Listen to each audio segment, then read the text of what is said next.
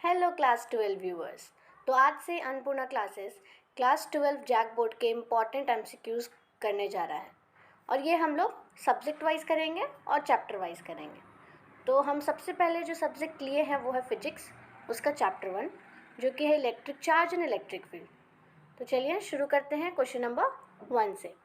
Question number 1 कह रहा है when a glass rod is rubbed with silk it, ये है चार्जेस बाय रबिंग का कॉन्सेप्ट। मतलब हम लोग जब पढ़े हैं हम लोग पढ़े हैं ना चार्जेस बाय रबिंग। उसमें क्या होता है कि दो ऑब्जेक्ट को रब करते हैं एक दूसरे के अगेंस्ट और एक में से इलेक्ट्रॉन मूव कर जाता है दूसरे में। तो जब ग्लास रड को सिल्क के साथ हम लोग रब करते हैं तो ग्लास रड पॉजिटिवली चार्ज बन जाता है और सिल्क क्लॉथ जो है वो नेगेटिवली चार्ज बन जाता है। ये शो करता है कि जो इलेक्ट्रॉन है वो ग्लास रड से मूव होकर सिल्क में ट्रांसफ़र हो गया। तो इसका सही ऑप्शन हो जाएगा B, gives electron to silk. तो चलिए 2 नंबर की तरफ मूव करें। 2 नंबर है when two charges of equal magnitude are kept at a distance of r exert a force F on each other. If the charges are halved and the distance between them is double, then what will be the new force? ये Coulomb's law का topic है। हम लोग Coulomb's law में पढ़े हैं ना, Coulomb's law of electrostatic, that force is equal to क्या होता है K Q1 Q2 by R square, ये होता है। अब इन दोनों चार्जेस जो Q1 Q2 है उन दोनों को हाफ करना है और इन दोनों के बीच का जो डिस्टेंस है उसको डबल करना है। कैसे करेंगे चलिए देखते हैं। इन चार्जेस को हाफ करना है, ठीक है, और इनके बीच के डिस्टेंस को डबल। तो क्या निकल के आएगा ये देखते हैं। ये फोर्स हो जाएगा नीचे में आ जाएगा, ऊपर में रहेगा K Q1 Q2 N Q1 Q2 and नीचे में आ जाएगा 2 2 जा 4, ये दोनों चार्जेस का है और इनकी डिस्टेंस भी डबल हो रहा है, मतलब 2r का भी स्क्वायर, 2r का स्क्वायर भी तो 4 आएगा, नीचे में एक और 4 नहीं आ जाएगा, एक और 4 और r स्क्वायर को हम लोग बाहर कर देंगे। क्या ये होगा ये चीज़ K Q1 Q2 by R square, और जो Q1 और Q2 में जो हाफ हाफ था वो नीचे आके 2 2 जा 4 बन गया और 2r का भी तो स्क्वायर हम लोग कर रहे हैं, तो 2r का स्क्वायर में 4 आगे आ जाएगा ना। अब देखिए, अब अगर Q1 Q2 by R square को एक साथ ले लें तो K Q1 Q2 by R square को एक साथ ले लेंगे तो ये इनिशियल फोर्स है हमारा, मतलब 1 बाई 4 4 जो 16 टाइम्स इनिशियल फोर्स हो गया है जो नया फोर्स निकल के आया। ऑलराइट, ऑलराइट, जो नया फोर्स निकल के आया है हम लोग का क्या होगा 16 1 बाई 16 टाइम्स इनिशियल फोर्स। क्या ये नहीं होगा? चलिए देखते हैं। जो नया फोर्स निकल के आया है वो हो जाएगा 1 बाई 16 टाइम्स इनिशियल फोर्स के। तो हम लोग कह सकते हैं कि जो इनिशियल फोर्स का है 16वां भाग हो गया है जो नया फोर्स निकल के आया है, क्योंकि हम उनके चार्जेस जो है उनके चार्जेस को हम लोग हाफ कर दिए हैं और उनके बीच के डिस्टेंस को डबल कर दिए हैं। इसलिए जो हमारा नया फोर्स निकल के आएगा वो इनिशियल फोर्स का 16 टाइम्स हो जाएगा। ऑलराइट, चलिए आगे चले 3 क्वेश्चन की तरफ चलते हैं। क्वेश्चन नंबर 3 क्या कह रहा है चलिए देखिए। क्वेश्चन नंबर 3 है the force per unit charge is known as. Force per unit charge को हम लोग क्या बोलते हैं? हाँ देखिए, फोर्स है ना, फोर्स, ये फोर्स है, इसके बाई में हम लोग क्या रखेंगे charge. Force per unit charge ये क्या कहलाता है? इलेक्ट्रिक फील्ड कहलाता है, क्योंकि हम लोग पढ़े हैं कि जब इलेक्ट्रिक फील्ड वो है कि जब किस चार्ज पे हम लोग फोर्स लगाएं, चार्ज पे हम लोग फोर्स लगाएं तो वो अपने चारों तरफ क्या ये करता है, जनरेट करता है इलेक्ट्रिक फील्ड। तो फोर्स पर यूनिट चार्ज हम लोग का देता है इलेक्ट्रिक फील्ड, ठीक है। अब क्वेश्चन नंबर 4 की तरफ मूव करेंगे। चलिए क्वेश्चन नंबर 4 की तरफ मूव करें। क्वेश्चन नंबर 4 क्या कह रहा है कि electric field lines provide information about. Electric field lines किस किस चीज़ का इन्फॉर्मेशन हमें देता है? तो ये पहला तो देता है फील्ड स्ट्रेंथ, मतलब हमारा फील्ड कैसा है, स्ट्रॉन्ग है, वीक है, इसकी जानकारी भी हमें कौन देता है? Electric field lines. दूसरा डायरेक्शन, फील्ड लाइंस का डायरेक्शन क्या होगा, मतलब हमें पता है कि जो इलेक्ट्रिक फील्ड है वो हमेशा पॉजिटिव चार्ज से निकल करके नेगेटिव चार्ज में इंटर करता है। ये इलेक्ट्रिक फील्ड लाइंस का डायरेक्शन है। तो इससे हमको फील्ड लाइंस का डायरेक्शन भी पता चल रहा है, मतलब कैसा हम लोग का फील्ड का डायरेक्शन है, किस डायरेक्शन से किस डायरेक्शन, वो भी किससे पता चलता है, इलेक्ट्रिक फील्ड लाइंस से। और इलेक्ट्रिक फील्ड लाइंस रिप्रेजेंटेशन होता है इलेक्ट्रिक फील्ड का। तीसरा चीज़ हमें पता चल रहा है नेचर ऑफ चार्ज, चार्ज का नेचर कहाँ है। अगर हमें इलेक्ट्रिक फील्ड लाइंस कहीं ड्रॉ किया हुआ मिला और वो किसी जगह से दूसरी निकल करके किसी दूसरी जगह पे इंटर कर रहा है, तो हम ये समझेंगे कि जहाँ से वो चार्ज निकला वो पॉजिटिवली चार्ज है और जहाँ पर वो फील्ड इंटर किया वो नेगेटिवली चार्ज, कोई नेगेटिवली चार्ज है। मतलब हमको इसके बारे में, इससे हम लोगों को नेचर ऑफ चार्ज भी पता चल रहा है कि कौन सा पॉजिटिव चार्ज है और कौन सा नेगेटिव चार्ज है। इसलिए इसका करेक्ट ऑप्शन हो जाएगा ऑल ऑफ दिस, डी। अब चलिए क्वेश्चन नंबर 5 की तरफ मूव करते हैं। क्वेश्चन नंबर 5 बोल रहा है Which of the following figure represent electric field lines due to a single negative charge?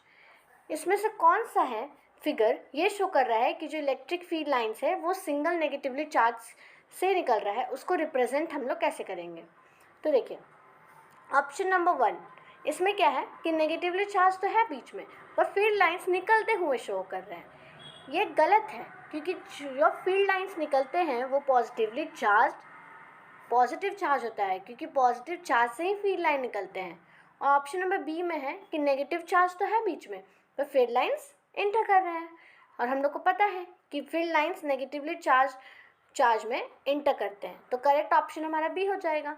सी में क्या है, ये तो कोई रिप्रेजेंटेशन ही नहीं है, बीच में नेगेटिव चार्ज है और पैरेलल लाइंस है। ये तो तब होता है जब दो मैग्नेट को हम लोग लगाएं और यूनिफॉर्म मैग्नेटिक फील्ड मिले, या फिर दो ऐसा हम लोग इलेक्ट्रिक फील्ड जनरेट करें, यूनिफॉर्म इलेक्ट्रिक फील्ड जनरेट करें जहाँ की पैरेलल लाइंस क्रॉस करें। तो ये जो डायग्राम है सी और डी ये बिल्कुल गलत है।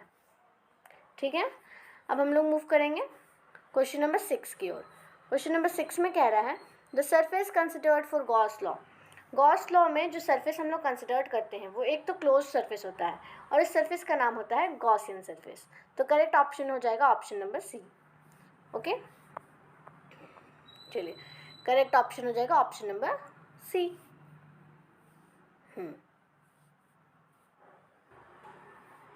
ऑप्शन नंबर सी।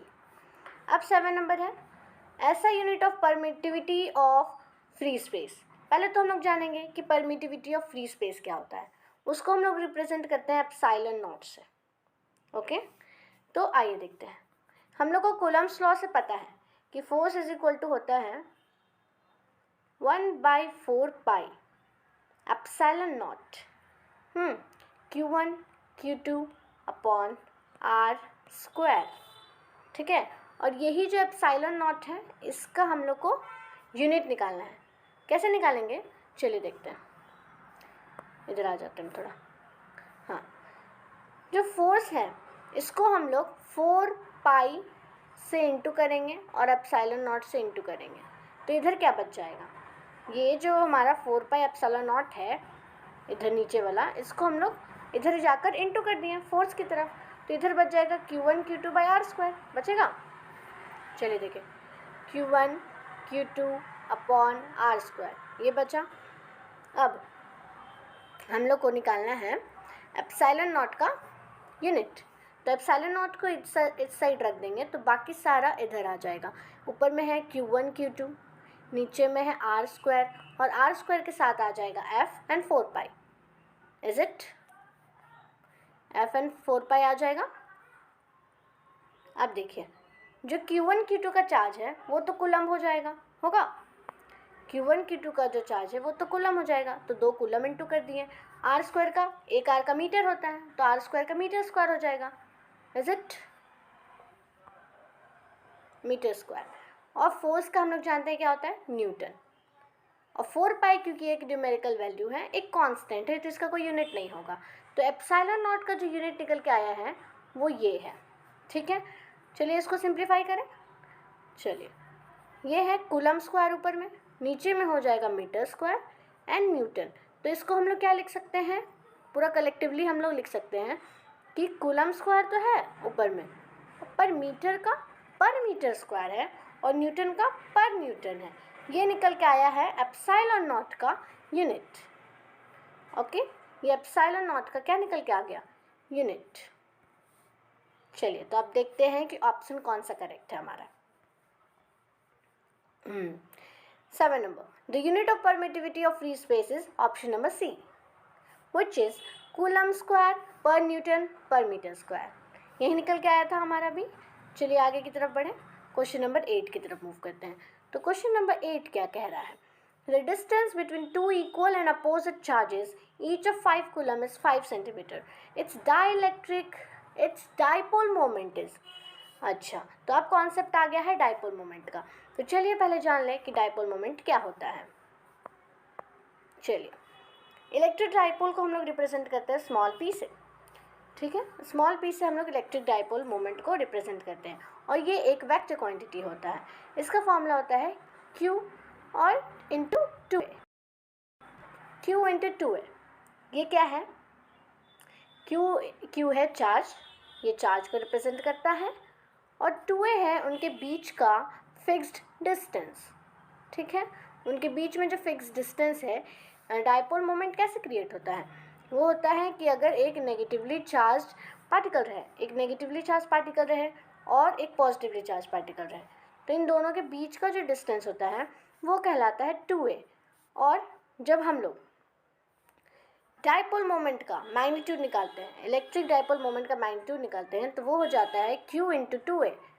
और Q यहाँ पर हम लोग कुछ भी ले सकते हैं, नेगेटिव या पॉजिटिव। नेगेटिव एंड पॉजिटिव सिर्फ उसका डायरेक्शन शो करता है, और जो उसका मैग्नीट्यूड होता है वो इक्वल होता है, क्योंकि डाइपोल मोमेंट जो क्रिएट होता है वो दो इक्वल चार्जेस के लिए क्रिएट होता है। दोनों चार्जेस मैग्नीट्यूड में इक्वल रहते हैं, पॉजिटिव चार्ज भी नेगेटिव चार्ज भी। मतलब जो यहाँ पर Q1 Q2 है, Q1 और Q2 उनका मैग्नीट्यूड इक्वल है, बस एक पॉजिटिव है और दूसरा नेगेटिव।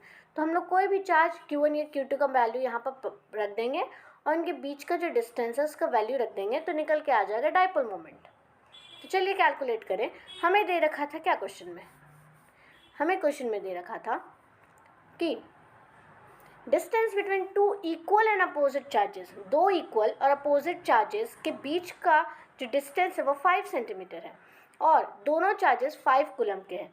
तो हम P में चार्ज और 2A का वैल्यू पुट कर सकते हैं। यहाँ पर चार्ज का वैल्यू है 5 कूलम और 2A का वैल्यू है 5 सेंटीमीटर।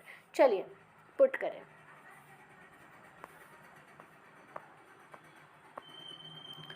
चलिए, चार्ज है 5 कूलम और 2A का वैल्यू है 5 सेंटीमीटर, तो ये क्या निकल के आ जाएगा? 25 कूलम सेंटीमीटर। ठीक है, चलिए चेक करें हमारा आंसर कौन सा ऑप्शन नंबर सही होता है, वो चेक करते हैं।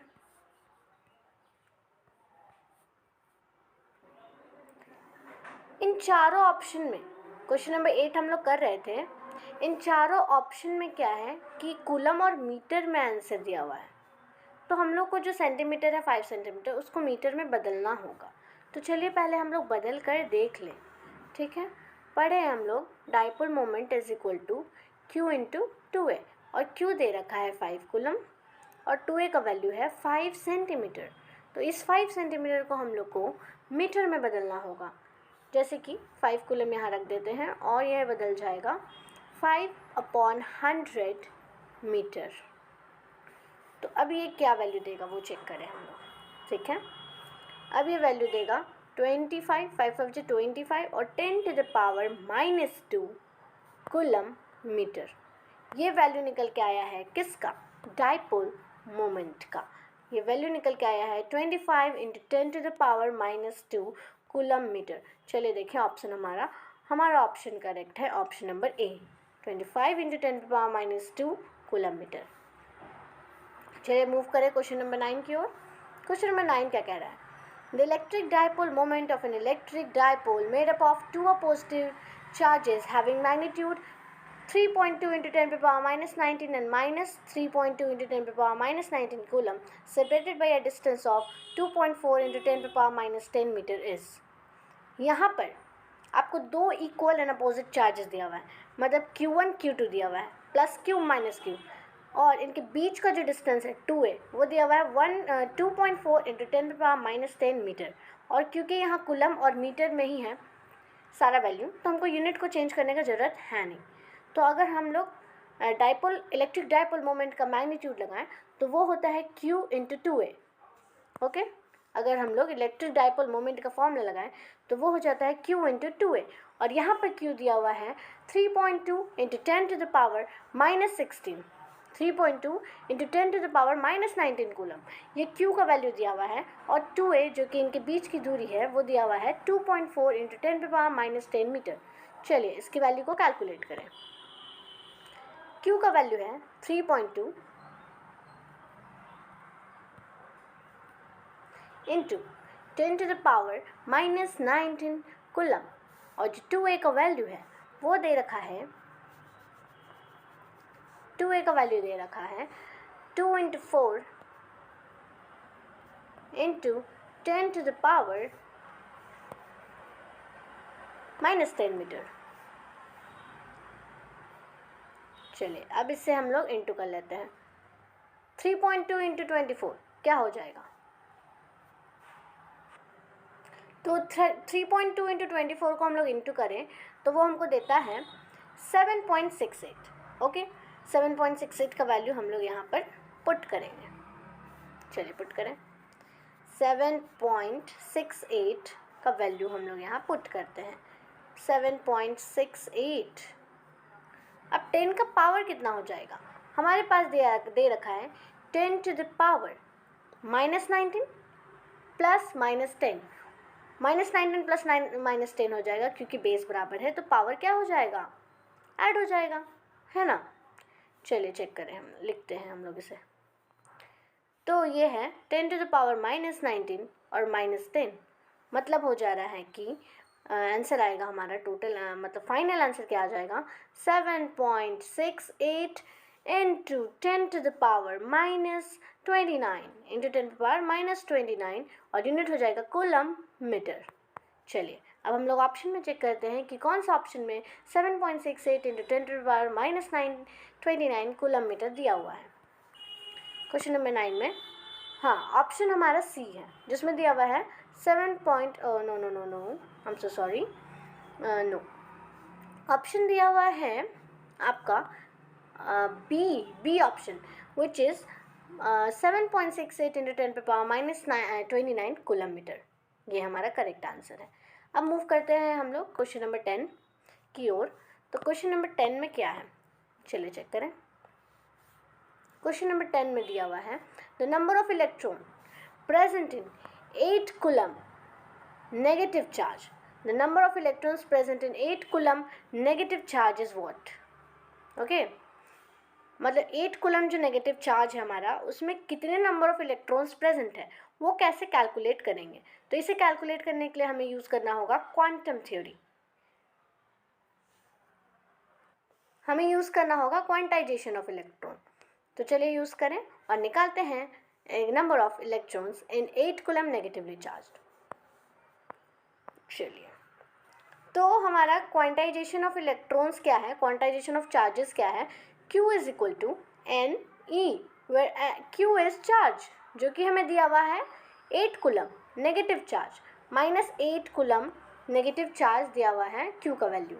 N होता है नंबर ऑफ इलेक्ट्रॉन्स जो कि हमें कैलकुलेट करना है, और E होता है charge on an electron, charge on an electron, एक इलेक्ट्रॉन पे कितना चार्ज है, जो कि इक्वल होता है -1.6, जो कि इक्वल होता है -1.6 × 10⁻⁻19 कूलम के।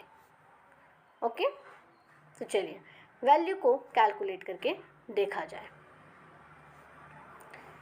तो हमें Q दिया हुआ है और हमें N निकालना है और E हमें पता है। तो इसको निकालने के लिए क्या करेंगे, Q का वैल्यू पुट करते हैं -8 कूलम, N निकालना है और E का वैल्यू पुट करते हैं -1.6 × 10⁻, ऑलराइट, -10⁻⁻19 कूलम। ओके, अब यहाँ से हम लोग कैलकुलेट करेंगे हमारा N का वैल्यू। N जो निकल करके आएगा वो हो जाएगा 8 coulomb divided by -8 coulomb divided by -1.6 into 10⁻⁻19 coulomb. ठीक है, और ये कूलम कूलम कैंसिल हो जाएगा और ये माइनस माइनस कैंसिल हो जाएगा और ये पॉइंट को अगर हम लोग हटाएं तो यहाँ पर 0 आ जाएगा और 16 5 ज़ा 80 होता है।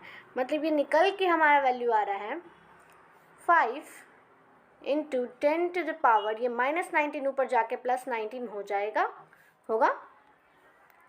तो हमारा जो वैल्यू निकल के आ रहा है n का, नंबर ऑफ इलेक्ट्रॉन्स का, वो है 5 इंटू 10⁻⁻19 इलेक्ट्रॉन। कैसे कैलकुलेट हुआ?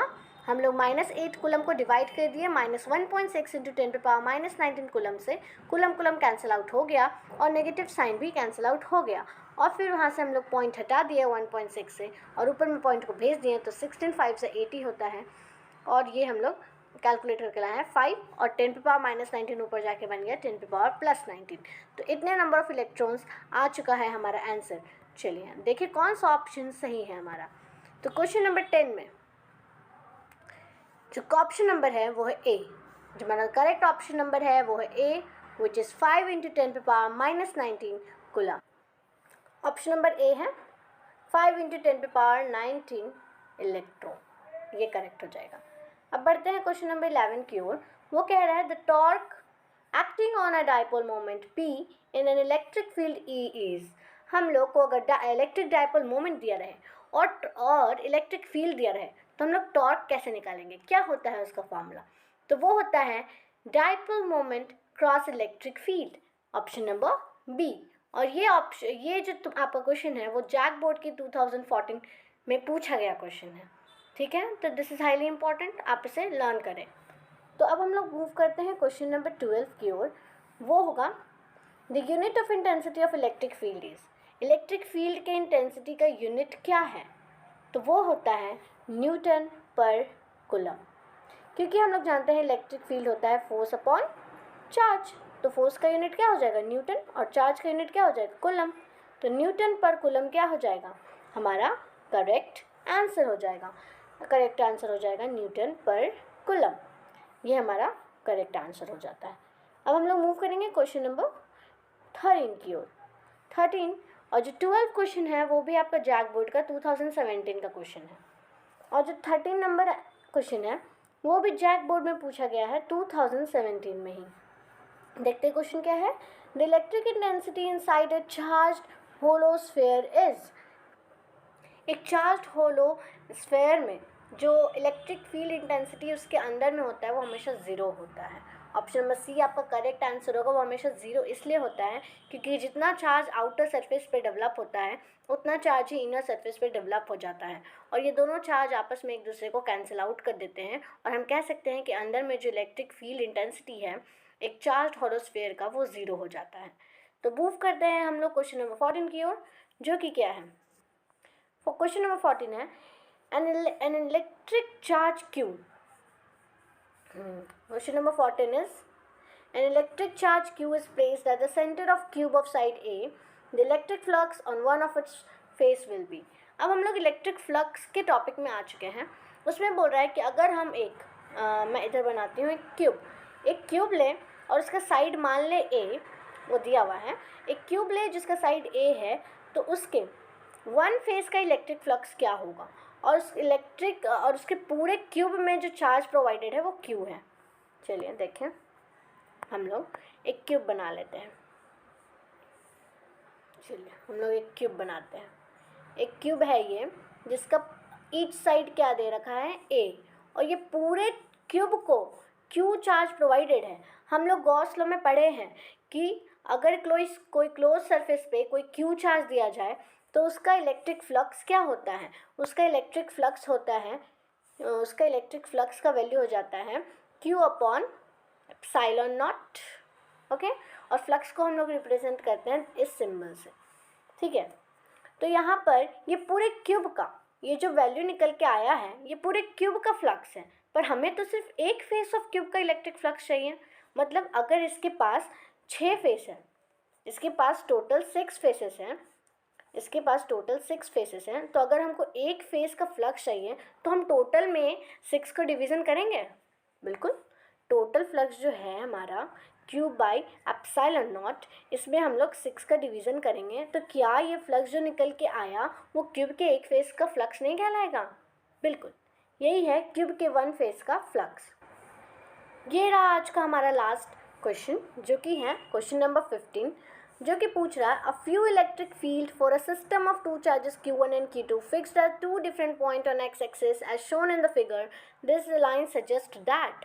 बोल रहा है आपको कि जो इलेक्ट्रिक फील्ड लाइन है system of two charges Q1 and Q2 के लिए, जो इलेक्ट्रिक फील्ड लाइंस हैं वो रिप्रेजेंट कर रहे हैं हम लोग एक्स एक्सिस में। ये हमारा एक्स एक्सिस है, चलिए इसे ड्रॉ करते हैं। ये एक्स एक्सिस है मान लेते हैं, और यहाँ से इलेक्ट्रिक फील्ड निकल